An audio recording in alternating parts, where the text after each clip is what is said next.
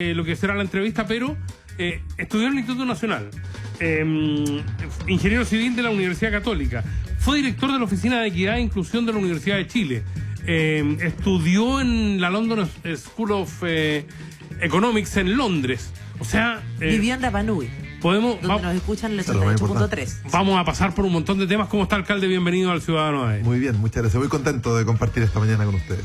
¿Cómo está Renca? Perdón. Está bien, Renca está teniendo una transformación, para eso estamos trabajando. Uno siempre tiene el sesgo de ser el alcalde que está metido en ese trabajo todos los días, pero tenemos una buena percepción. Renca durante mucho tiempo, yo creo que nos pasa a todos los que decimos venimos de Renca, lo primero que nos responden es esa frase que nos estigmatizó mucho, que era el Renca la lleva, y hemos tratado de sacudirnos un poco ese estigma, ¿cierto? Y empezar a hablar de cuáles son los orgullos de Renca. Renca tiene una posición estratégica en la región metropolitana, es una comuna pericentral, somos 150.000 habitantes y creemos que tenemos una oportunidad de desarrollo tremenda que estamos tratando de conducir. Lo que queremos es que el desarrollo urbano de Renca, especialmente urbano, no nos pase por encima, como ha pasado con otras comunas que lamentablemente carecieron de una planificación. Nosotros queremos una planificación urbana, medioambiental, social, que nos permita conducir este proceso que está llegando y que está empezando a reconocerse ya. ¿Tú eres de Renca, Claudio? Yo no soy de Renca. He vivido en distintos lugares. ¿Pero dónde naciste? Nací en La Florida. En el sector ahí cercano a los Quillayes. He vivido en Rapa Nui 4 años, en Santiago Centro, en Providencia, ¿Y tus papás en Londres. qué hacían? Sí, ¿tus papás qué hacían? Mi papá fue policía de investigaciones, mi mamá fue profesora siempre toda su vida en la educación pública, por lo tanto trabajó en la granja casi toda su carrera, salvo esos 4 años que estuvimos en Rapa Nui, en la Isla Pascua. Y yo diría que los dos de alguna manera fueron primera generación. En el caso de mi mamá en la universidad, en el caso de mi papá venía de Valparaíso y de alguna manera la policía de investigaciones fue para él y parte de su esfuerzo también una forma de buscar y acceder a una mejor condición y calidad de vida. Te educaste en la educación pública en el instituto, ¿no? Así es. En el Liceo Lorenzo Baeza Vega, en la Pascua primero y luego en el Instituto Nacional. Que también para mí fue, en algún momento, yo venía si bien viví en la isla estos 4 años, que fue casi toda la básica, mi conocimiento del mundo estaba súper radicado en algún sector muy puntual de la Florida, y para mí en ese momento entrar al Instituto Nacional fue conocer Santiago, conocer otras realidades, empezar a tener ciertas motivaciones, aspiraciones que eran tal vez distintas a las que teníamos con mis amigos en la Florida. Y esa vocación, me imagino, de servicio venía de los papás, ¿o no? ¿Siempre la tuviste presente? ¿Siempre pensaste en trabajar en esa área? Mira, yo venía de una vida, te diría, bien parroquiana, al menos de formación de familia, y probablemente mi participación más social estaba radicada ahí, en la parroquia. Cuando entré a la universidad, en el Instituto Nacional, ahí hay una explosión también desde la responsabilidad cívica. Éramos formados para ser ciudadanos responsables y eso empezó a acercarme a la política, empezó a acercarme a tal vez a otras realidades que uno buscaba transformar. En la universidad me empecé a vincular a trabajos sociales, probablemente desde el principio bien ingenuamente, era lo que había que hacer, estábamos entrando a la universidad, en fin. Y eso empezó a calar profundo. Después tuve un paso, yo fui director también de Techo, y ahí tuve una formación berriana, decíamos los que hemos pasado por ahí con Felipe Berríos, que fue bien profundo también en términos de terminar ya de esas intuiciones, transformarlas en convicciones políticas también de vida respecto de cómo quería trabajar en mi país. Para mí conocer América Latina fue muy importante. Yo fui director de Techo en América Latina, entonces a mí me tocó la expansión de Techo, que estaba cuando yo asumí como director social en 6 países a 21 países, pero eso en la práctica significó conocer las favelas, conocer asentamientos. Recuerden ustedes que el 2010 en Chile el objetivo que teníamos era no más campamentos, y llegamos a tener cerca de 20.000 familias viviendo en campamentos. Yo estuve en campamentos en América Latina donde en un campamento había más familias que todas las familias que estaban en Chile, y eso marcó también una realidad respecto de dimensionar cuál era el nivel de precariedad, de pobreza, porque queríamos luchar. Una concepción distinta de Chile. Nosotros desde una perspectiva política y social en Chile vemos todas las carencias y todos los problemas que tenemos, pero que se relativizan o se ponen en contexto cuando uno sale a América Latina y nos damos cuenta de tal vez la seriedad de nuestras instituciones, ¿cierto? La calidad de nuestras instituciones políticas, que sin duda tienen que seguir mejorando, pero que eso da una perspectiva distinta también. Y todo eso fue juntándose, y por supuesto la herencia familiar también. O sea, te están tambaleando las referencias. Te dura el instituto, me imagino, ¿no? Sí, claro. Te dura lo de los jesuitas también. Por supuesto que sí. Yo me acerqué, sí, yo conocí a los jesuitas en el techo, cuando no tengo una formación ignaciana, pero sí la fui adquiriendo. Me duele la iglesia, diría yo. Y los jesuitas, claro, durante mucho tiempo estaba esta idea de que los jesuitas eran casi como una especie de reserva moral de la Iglesia Católica en Chile. Son distintos los jesuitas en otros países también. Y claro que me duele. Ahora creo que ha habido valentía ahí a la hora de enfrentar, y que espero que empiece un camino de reparación, de crucifixión y de renovación que es necesario también para la Iglesia. ¿Y la democracia cristiana duele? También. Yo entré a militar a la democracia cristiana en el año 2011. Yo fui presidente de la FEUC el 2006. Por lo tanto, estuve involucrado en política universitaria. Me tocó involucrarme desde ahí. Fue el año de la Revolución Pingüina. Y junto a otros jóvenes, cuando yo salí del techo, salí decidido a entrar a la democracia cristiana. Y había mucha gente que decía, pero está loco este tipo. ¿Por qué el 2011, imagínate el año de la movilización universitaria, con mucha sensibilidad mía también? Yo conozco a muchos de los dirigentes, fui parte de la formación nos formamos juntos con muchos dirigentes de ese año, y yo comparto todavía la convicción de que en el sello comunitario, en la valoración de la comunidad, con mucha inspiración probablemente del gobierno de Frei Montalva, la promoción popular y todo lo que significó ese gobierno, se me fue el nombre, cuando se entregaban las tierras a los campesinos, la reforma agraria. Esa era la democracia cristiana o más bien los principios que a mí me llevaron a meterme en la democracia cristiana. La pregunta que teníamos con muchos jóvenes de ese tiempo era, el 2011 estoy hablando, era, ¿armamos algo nuevo? Nació Revolución Democrática, por ejemplo, después de las movilizaciones estudiantiles, y yo podría haber estado ahí perfectamente, y tomamos una opción por tratar de construir en la política nacional desde este ideario social cristiano comunitario. Y la verdad es que, a propósito de la pregunta, ¿duele la ADC? Muchas veces cuesta ver ese ideal comunitario, revolucionario desde mi partido. Y bueno, yo trabajo para tratar de hacerlo. Creo que en Renca hemos tratado de llevar adelante la construcción de un proyecto popular también con sello comunitario en nuestra comuna, y es tal vez hoy día el principal aporte que yo puedo hacerle no solamente a mi partido, sino que también a la construcción de la política nacional. Hace un rato el alcalde de Puente Alto puso el tema sobre la mesa en términos de la discriminación política que existe en torno a... Se refirió básicamente al clasismo, obviamente a la inequidad y a cómo miran los organismos del Estado la realidad de las comunas. ¿Tú compartes ese diagnóstico que hacía Codino, no? Lo comparto en varios aspectos. Nosotros en Renca sabemos mucho de desigualdades. Renca es una comuna, hay unos mapas que ha desarrollado la Fundación Vivienda y otras instituciones más, en la Universidad Adolfo Ibáñez, que muestran, por ejemplo, áreas verdes por habitante. Y uno ve que están concentradas en el sector oriente. El mapa completo, el puntito verde se hace más intenso en el sector oriente. Resultados de educación están concentrados en el sector oriente. Ingresos, por supuesto, concentrados en el sector oriente. Pero si uno va a otros elementos, distribución de carabineros por habitante, concentrados en el sector oriente. Si vamos a estándar urbano, nosotros en Renca tenemos 4 autopistas. Los 3 de nuestros límites están definidos por autopistas urbanas. Perdimos acceso al río Mapocho por la costanera norte. Son autopistas que se construyeron hace 20 años en un muy mal estándar. Pocas pasarelas, peligroso, difícil cruzar.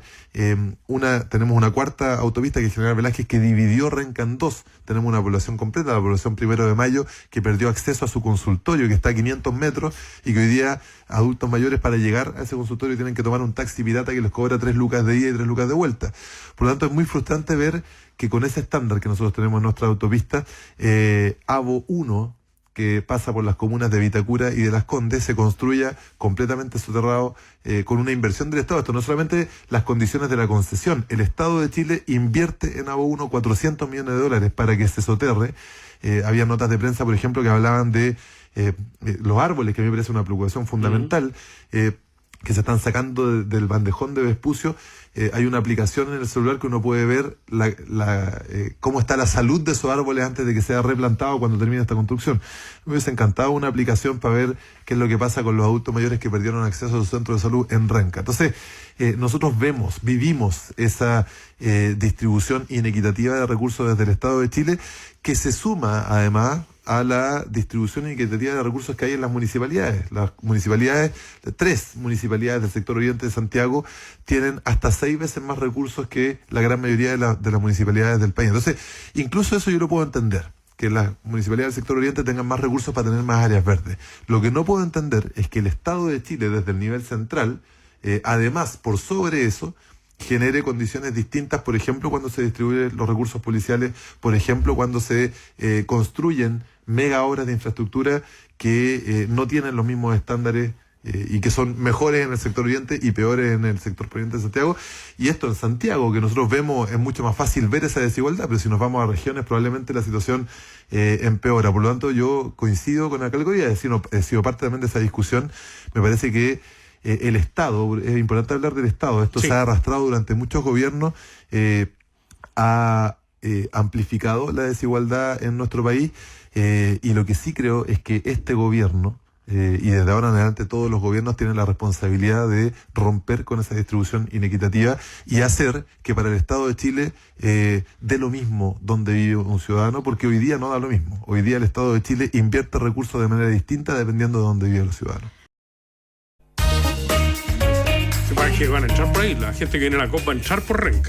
Cerro Renca. Todos los que llegan entran por Renca. O sea, es la primera postal de la región metropolitana, el cerro isla más alto de la región, el Cerro Renca. Estamos con Claudio Castro, que es el alcalde de Renca, para preguntarle básicamente por 3 obras que van a marcar definitivamente lo que será el futuro de la comuna en el breve plazo. Una, la llegada del metro, una antigua aspiración de la gente de Renca. La segunda, la reforestación del cerro, que es un proyecto bien grande e importante. Y tercero, el tren que va a unir la zona norte de Santiago entre Quinta Normal y Batuco, ¿no? Así es. Son 3 proyectos grandotes e importantes. Son mega obras, 2 de esas, y si a esa le sumamos el vínculo y la relación que tenemos nosotros con las autopistas, ¿cierto? Y que además el Ministerio de Obras Públicas está trabajando en un proyecto que va a tener un túnel. El nudo Quilicura es uno de los tacos más grandes de Santiago, y la forma de enfrentarlo es un túnel que va a pasar por el Cerro Los Ruiz, que es el que está más hacia el oriente, entre Quilicura y Renca. Tenemos 3 mega obras de infraestructura. Eso es para llegar a Vespucio, detrás de Vespucio. Lo que pasa es que General Velázquez se conecta con la Panamericana antes de llegar a Vespucio. ¿Ya? Entonces se juntan 2 flujos antes de Vespucio y eso colapsa el nudo de Vespucio con Panamericana. Entonces la idea de esto es que General Velázquez se conecte con Vespucio en paralelo a la Panamericana. Y eso va a ser a través de un túnel. Entonces, tenemos 3 grandes obras de inversión del Estado de Chile, una a través de EFE, otra a través de Metro y la otra vía MOP Concesiones. Y eso efectivamente cambia de manera importante, eso construye ciudad. El problema que tenemos es que cada uno de estos instrumentos... No lo construyen ellos, digamos.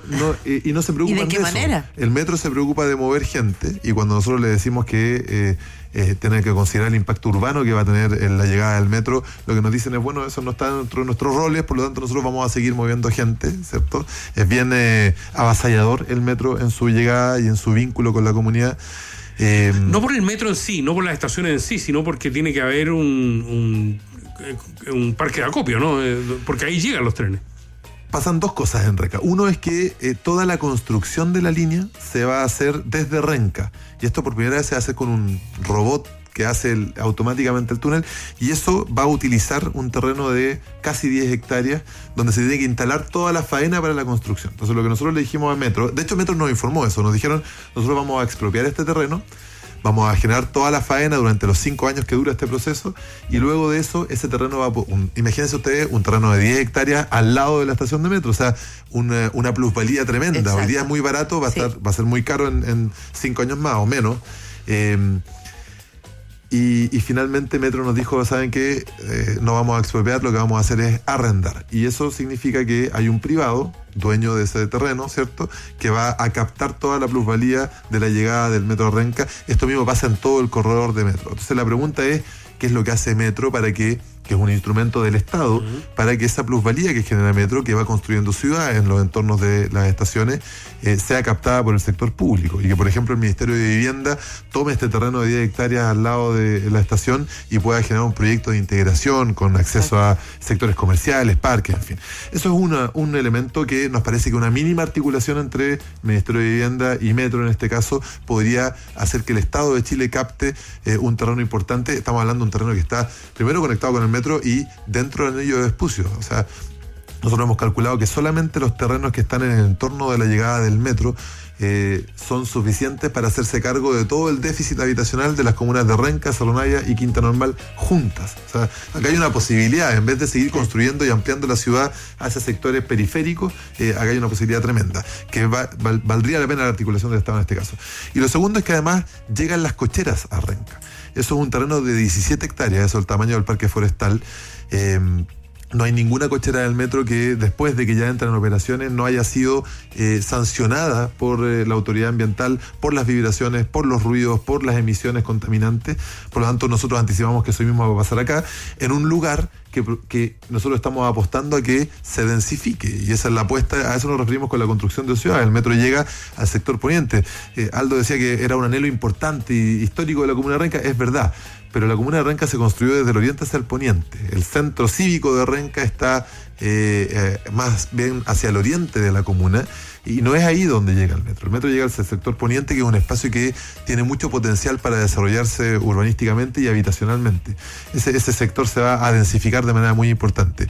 Y todo ese impacto se lo van a llevar esas familias respecto de esta cochera. Entonces, lo que nosotros le decíamos al metro era, se lo seguimos diciendo, nuestra exigencia es que esa cochera se construya soterrado, así como el Estado de Chile está soterrando Avo 1 con una inversión de $400 millones, ¿cierto?, en las comunas de Las Condes y Vitacura. Lo que nosotros pedíamos era que una inversión que al parecer sería más o menos de ese orden de magnitud se haga también acá, preservando la construcción correcta de una ciudad.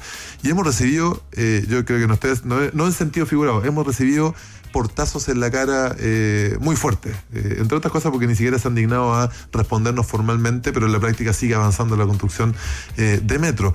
Y ahí es donde nosotros decimos que el Estado debería captar estas posibilidades. Esta es una línea de metro además que va a unir Vitacura con Renca. Yo les aseguro que en Vitacura no se construirían cocheras en superficie. En Renca y en otras comunas sí se construyen comunas en superficie, porque pareciera que para los tomadores de decisión es natural que así sea, ¿no? Y que incluso nosotros nos han deslizado que casi que nos tenemos que dar con una piedra en el pecho porque llega el metro a la comuna, y que entonces, si no queremos cocheras, deberíamos no querer metro. Que es una cuestión que en la discusión de planificación urbana a nosotros nos parece bien injusta. Y no solo eso, si además nosotros sumáramos acá los esfuerzos del Estado con el tren de Santiago a Batuco, que va a tener una estación en Renca, con el esfuerzo que está haciendo el Ministerio de Obras Públicas, con la renegociación que se está llevando a cabo, hay una cosa bien importante que está pasando. El presidente de la República le pidió al ministro de Obras Públicas que renegociara con las autopistas que se construyeron hace ya mucho tiempo. Renegociar significa, entre otras cosas, aumentar el periodo de concesión para dos cosas. Uno es para que el TAC no suba tanto a principio de año, pero otra es para elevar el estándar urbano de las autopistas que se construyeron hace 20 años. Claro. Por lo tanto, hay instrumentos que hoy día tiene el Estado que, si se articulan bien, pero el problema es que no conversan mucho el Ministerio de Obras Públicas con el Ministerio de Vivienda, con el Metro, con EFE, nos hemos dado cuenta que es muy difícil articular a todos esos brazos del Estado. Por eso que le estamos pidiendo una audiencia al presidente, que es, o sea, si ninguno de esos brazos del Estado logra articularse con el otro, esperamos que el presidente, que además ha mostrado una sensibilidad respecto a estos temas y que además nos parece a nosotros que es una tremenda oportunidad, o sea, el presidente o la autoridad política que logre darse cuenta que cuando se trata de estándares urbanos hay un tema de justicia territorial que es importante enfrentar, a mí me parece que va a darle un batacazo político, porque eso es un tema de Estado. Todos los sectores políticos deberían alinearse en torno a eso. Y así hemos definido a Renca como una oportunidad para la justicia territorial. Pero ahora que están en el tema de la COP25, está tan preocupado el presidente precisamente de que aquellos temas, es probable que le dé la audiencia, pues, alcalde. Entonces usted va ahí a hablar de la reforestación, por ejemplo, de esta primera postal que va a hacer Renca, y pone al final puntos varios, y ahí le aprovecha de tirar todas las otras cosas. Así es. ¿Cómo va el tema de la reforestación? Muy bien, nosotros tenemos Los cerros de Renca es un complejo de 5 cerros entre las comunas de Quilicura y de Renca. La gran mayoría son terrenos privados. Todo el sector de Quilicura es casi todo el Valle Locampino y ahí es un único dueño. Pero en el lado de Renca son 207 hectáreas, que es casi todo lo que uno ve cuando va por la costanera. Por la costanera uno ve el Cerro Los Ruiz, yendo de oriente a poniente, el Cerro Renca, que es el cerro isla más alto de la región metropolitana, el único cerro que tiene una vista de 360 grados de la ciudad. Si uno se para en el San Cristóbal no se ve la ciudad en 360 grados. En el Cerro Renca se ve, y además es la cumbre más alto que el Costanera Center. Pero hay una cuestión ahí en la punta, ¿qué hay? Hay una cruz que se instaló 500 años después de la llegada de los españoles. ¿Verdad? Y lo que nosotros hicimos fue que estas 207 hectáreas que administra la Municipalidad de Renca, tuvimos un proceso de participación con la Fundación Urbanismo Social, que después de 7 meses de participación le entregamos a Teodoro Fernández, que es Premio Nacional de Arquitectura, todos los sueños de la comunidad, no solamente de Renca, sino que de la ciudad, respecto de ese parque.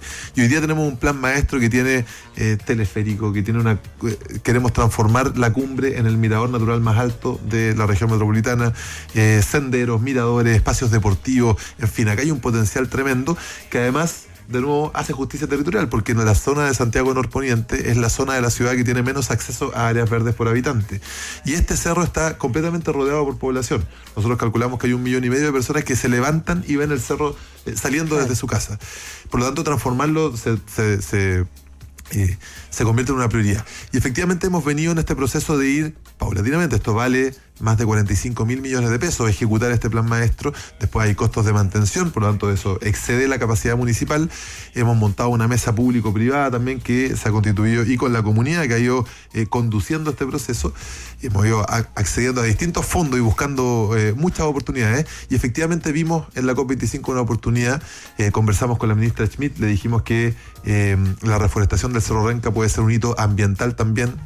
Tenemos el potencial de captar mucha emisión de CO2, y hoy día una actividad oficial en el marco de la COP25, pero que además es una campaña ciudadana, que es el 6D, que en todo el mundo, el 6 de diciembre, que es un día viernes, recuerden que Greta está con este esfuerzo de los viernes por el futuro, el viernes 6 de diciembre, que es el primer viernes de la COP25 en Chile, la gran movilización mundial va a ser actividades como esta en todo el mundo, que en Chile va a ser la reforestación histórica, porque va a ser la más grande que se ha hecho acá, de 30.000 árboles en nuestro cerro, en una sola mañana, donde nosotros esperamos que vengan delegaciones de la COP25, no solamente que puedan hacer carne y acción estas discusiones que se van a generar, y que logremos transformar este cerro en un parque metropolitano.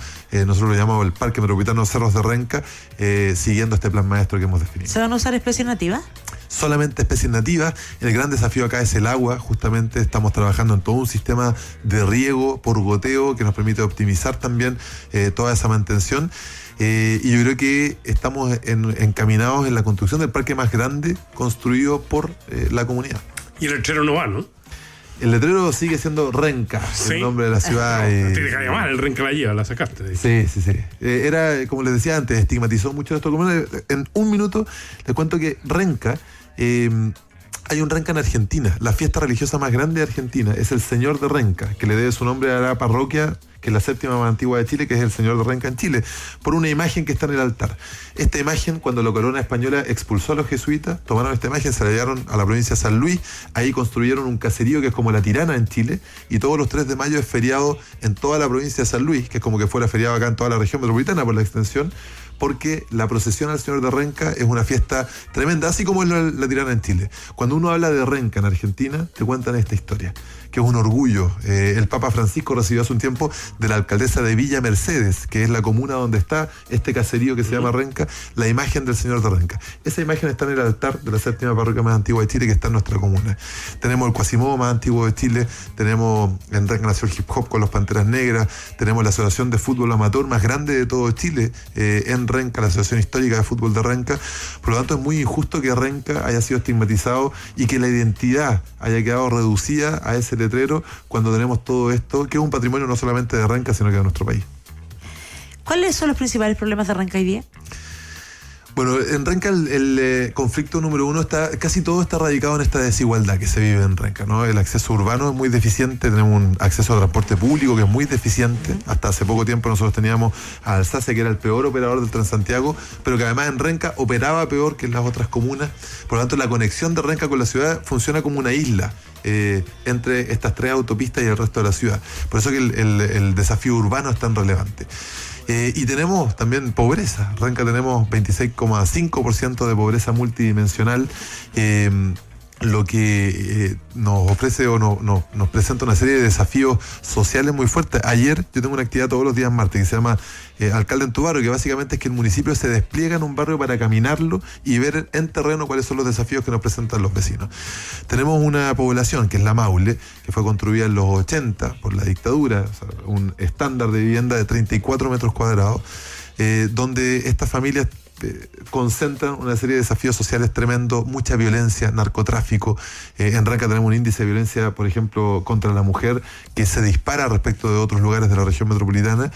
Y para nosotros la respuesta a todos estos desafíos es este sello comunitario. Lo que nosotros creemos es que si logramos organizar a la comunidad y que la comunidad organizada pueda estar ahí donde el Estado, incluida la municipalidad, no logra llegar, cuando se trata de los más excluidos, del apoyo a los niños y a las niñas que han sufrido violencia, a las mujeres que han sufrido violencia, es una forma, es un modelo de construcción política y social que nos permite enfrentar de una manera común todos esos desafíos que tenemos, que son grandes, pero que vamos bien. Yo cuando llegué a Renca había 40 juntas de vecinos organizadas formalmente, hoy día hay 130 juntas de vecinos, tenemos una explosión comunitaria muy fuerte, y la verdad es que hemos avanzado una serie de programas para todos estos desafíos que siempre tienen este sello común que es la base de la comunidad.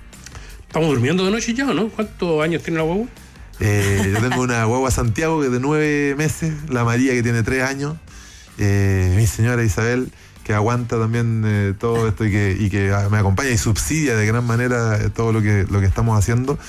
Y eso es un desafío también, esa tensión, porque lo que yo no quiero, o sea, yo quiero ser un muy buen alcalde, pero también quiero ser un muy buen papá y un muy buen marido. Y eso en el mundo de la política también pareciera que se da por hecho el fracaso personal, o el fracaso matrimonial, o el fracaso familiar, y eso es algo que nosotros trabajamos también con mi familia mucho, además de no dormir, cómo se generan esos espacios también de cuidado. Y la educación, esas cosas que ya van a empezar a llegar de manera vívida, alcalde. Colo-Colo, ¿no? Así es. Se queda Paredes el próximo año, ¿no? Yo creo que Paredes tiene que meter un gol más y puede hacer lo que quiera. Ya pasó a la historia. Es un jugador importante y también importante la renovación. Yo creo que él lo entiende, él siempre muy reconocido en el camarín, especialmente por el apoyo que le da a los más jóvenes, así que pura admiración a Paredes. Y ese año en Londres nos cambió el gusto por el merengue, ¿o no? ¿En qué sentido? Entre Juan Luis Guerra y los Beatles. Por ejemplo. ¿Tú sabés que en Londres fui a ver a Juan Luis Guerra? ¿En serio? Sí, claro. Fuimos a bailar ahí, ¿no? Yo soy bien cumbianchero, cuequero, todos los ritmos latinos. Bueno, y de latino le gusta Pedro Aznar. Va a ir el sábado al Festival Arte y Memoria a verlo, ¿no? Va a estar en el FAM.